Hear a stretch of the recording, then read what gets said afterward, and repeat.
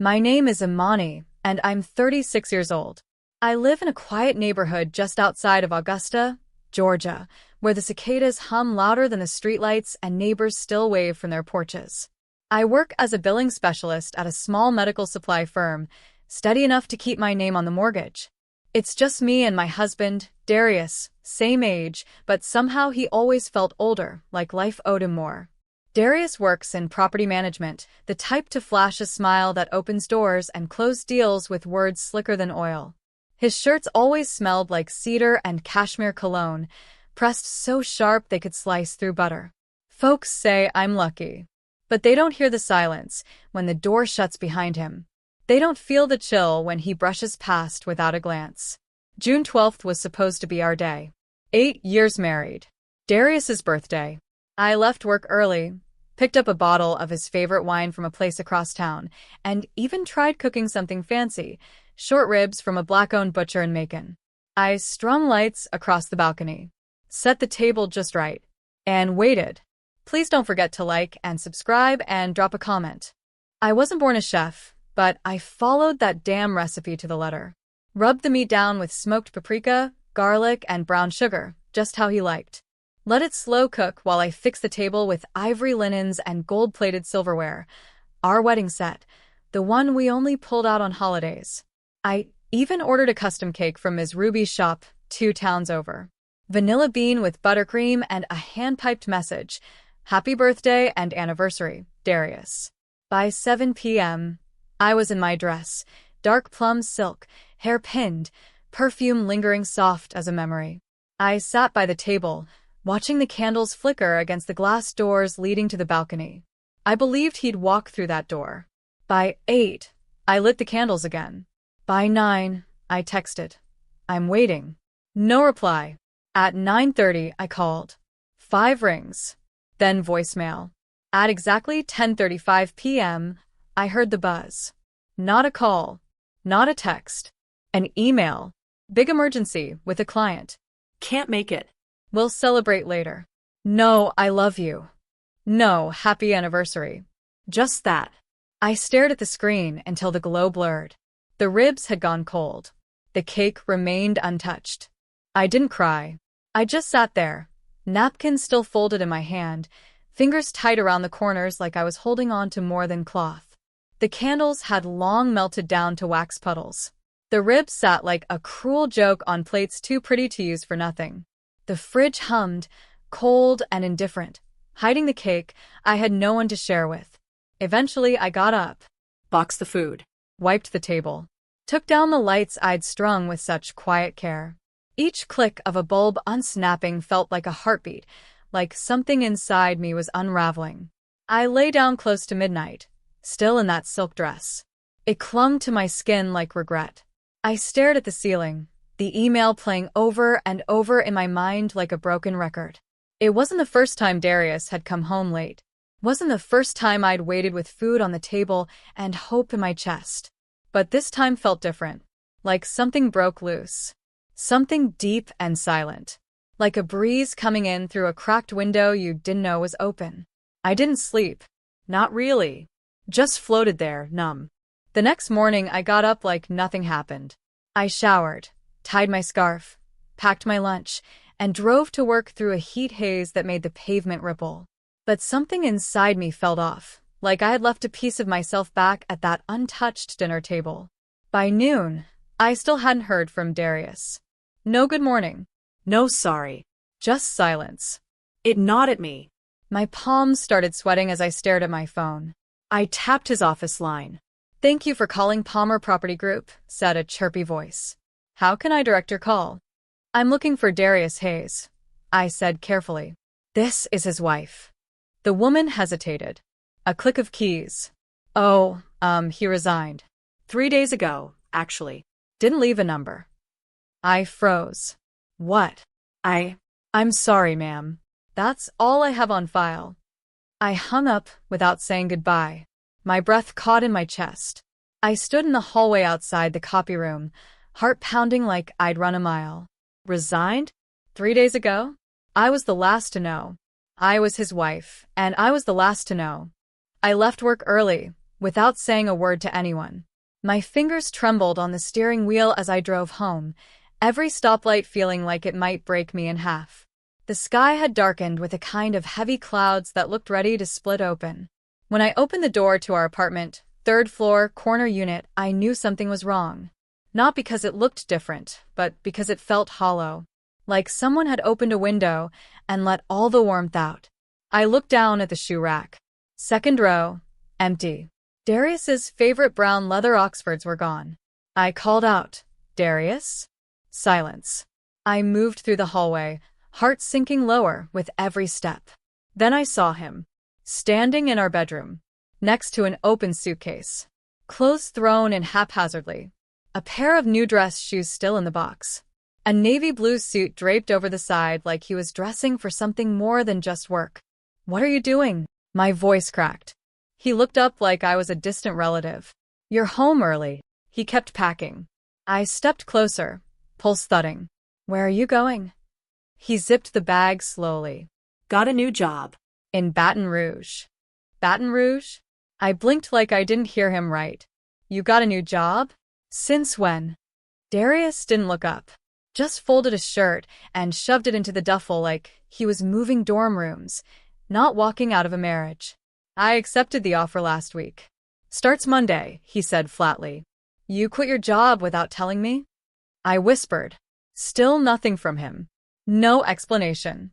Just movement, quick and careless, like I wasn't even standing there. Then he pulled out a slim manila envelope and laid it on the dresser, like he was delivering a menu. "These are for you."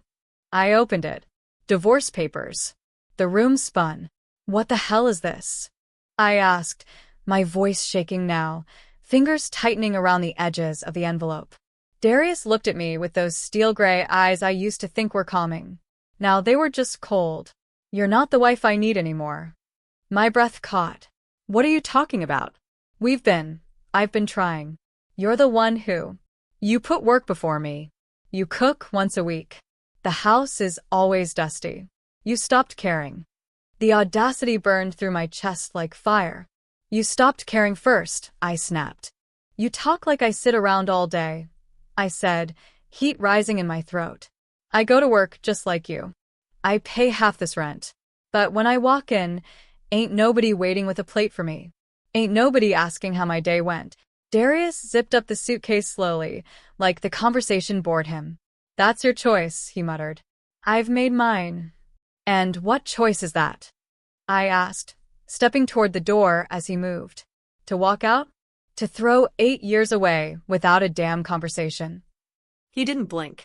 "I've got an apartment already. I start in Baton Rouge next week. Don't try to stop me." I moved in front of the door, my hand on the knob. "That's it? No apology? No explanation? You just dropped divorce papers like you're handing out takeout menus." "I don't owe you anything," he repeated, his tone hardening. He pushed past me, suitcase in hand. His shoulder brushed mine, cold and final. He didn't look back. The door clicked shut behind him like a gavel falling in a courtroom. I didn't scream. Didn't run after him. I sank to the floor, clutching those papers, my body shaking. I laughed then. Not out of humor, but out of sheer disbelief. "You think this is about dust and dinner?" I said, shaking my head. "You come home late every night. You eat before you get here. You barely speak to me. I clean, but you tell me not to touch your files. I cook, and you leave the food to rot. And now I'm the one who failed." He turned away, busying himself with the zipper on his duffel. "Don't make this emotional, Imani.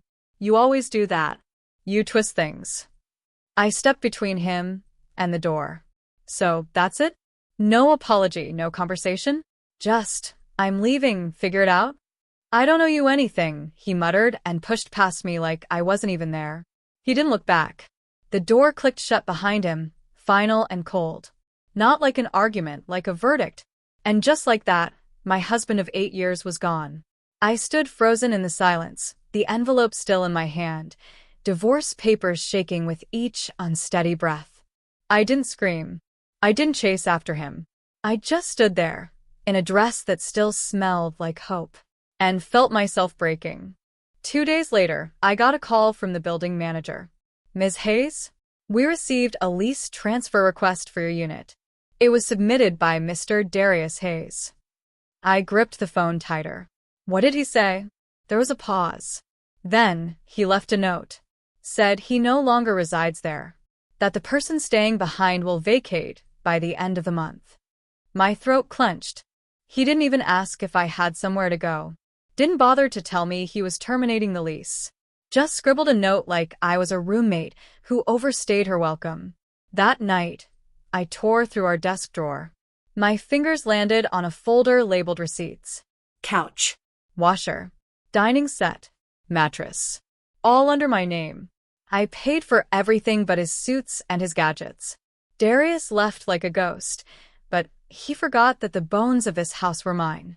The next morning, the divorce papers sat untouched on the table, right next to my coffee mug. I passed them over and over, each time wondering if I'd missed something. A sign. A warning. But no. All that remained was silence, and the memory of him choosing to disappear. Saturday night, I got a notification from a group chat I hadn't checked in months. Imani, don't forget. Creekwood High Reunion, 6 p.m. at Cedar Barrel Brewery. I had RSVP'd back when I thought I'd be arriving on Darius's arm, hand in hand like one of those stable couples people envy. Now I was alone. At first, I hovered over the decline button. But then, I caught my reflection in the hallway mirror, eyes tired, but still standing. So I got dressed. Simple black dress, dark plum lipstick, hair pulled into a tight bun. Not for attention. Just to remember who I was before all of this. Cedar Barrel was loud and alive. Glasses clinking, 2000s R&B pulsing through the speakers, laughter bouncing off the brick walls. I walked in like I belonged, even though my hands trembled a little. Then I heard it. Imani. I turned.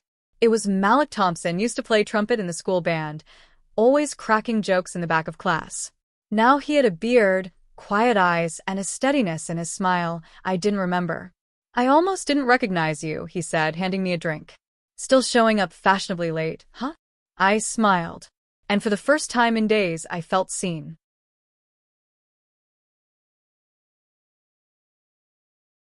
Malik and I found a quiet corner table away from the buzz.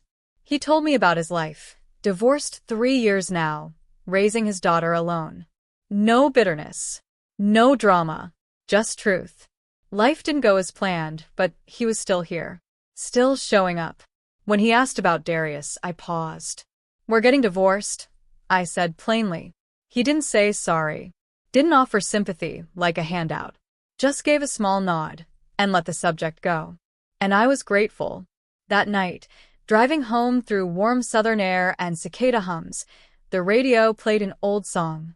Whitney's voice came through like a blade. It's not right, but it's okay. I'm gonna make it anyway. I pulled over and let it hit. The untouched dinners. The missed calls.